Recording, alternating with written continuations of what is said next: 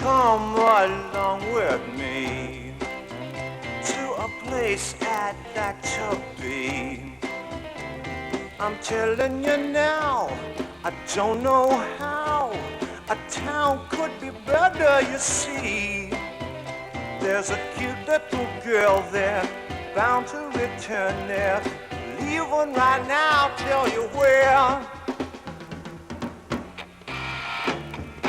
B-R-O-O-K-L-Y-N. Let me say it again. B-R-O-O-K-L-Y-N.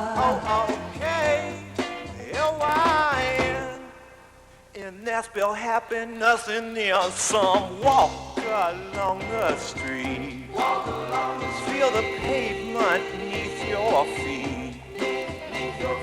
Fresh at the dawn, I ain't putting you on. There are some fine people to meet. Where my baby is waiting, I'm not hesitating. Leaving right now, tell you where.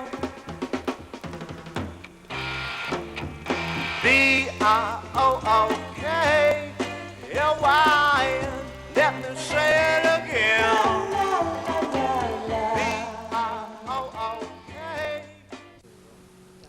My guest is Barbara Muniz of the Black American Roots Society.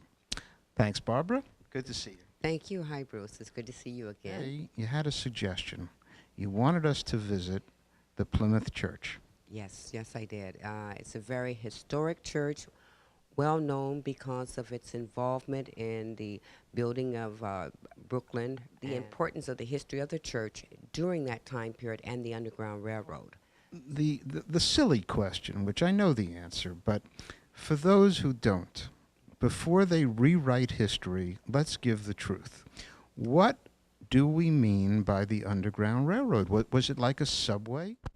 No, the Underground Railway was the means that was used by the enslaved Africans in order to find their way to freedom in the North. The way that they traveled was sometimes by train. They could have traveled by wagon. It could have been on horseback, but majority of the time it was miles and miles and miles on foot. And one of the great well-known conductors, Mother Moses Harriet Tubman, was known to have taken at least over 300 enslaved Africans out of the South by foot, traveling from the South by the North Star, which was known as the Great Dipper, the Big Dipper, or the drinking gourd, using the North Star to guide them north to freedom. And you did this by walking. Now, recently you gave a tour for the Underground Railroad. We made a stop off at the Old Bridge Street Church. Yes. The Old Bridge Street Church, which is located in downtown historic Brooklyn, New York, it is also known as one of the stops on the Underground Railroad.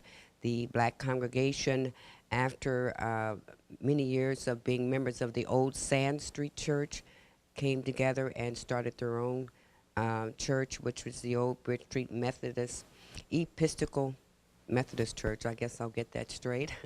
And with that, they were very much so involved with the Underground Railroad. Now, there were methods, there were symbols, signals that allowed the runaways to seek their freedom so that they knew that they were going to the right house. Since it was all so secretive, it isn't where, in modern times where we use phones or telegraphs, it was used, mostly done by word of mouth, where you would look for signs and symbols such as the quilt. A quilt the way that the quilt may have been hanging across the clothesline, and also the coloring and the designs you were able to, that was used at times for messages. Certain markings would have been used. The conductors would have been able to pass the messages on to different agents to let you know when and where to go, which was a safe haven. As I said, everything was so secretive, and that's because once that enslaved African was on the run, he knew that his former owner, the master, And here in New York, you had a gang called the Blackbirders, who were well known, a gang of men that would have, at night or if they could during the day, they could capture an enslaved African or capture a free black person.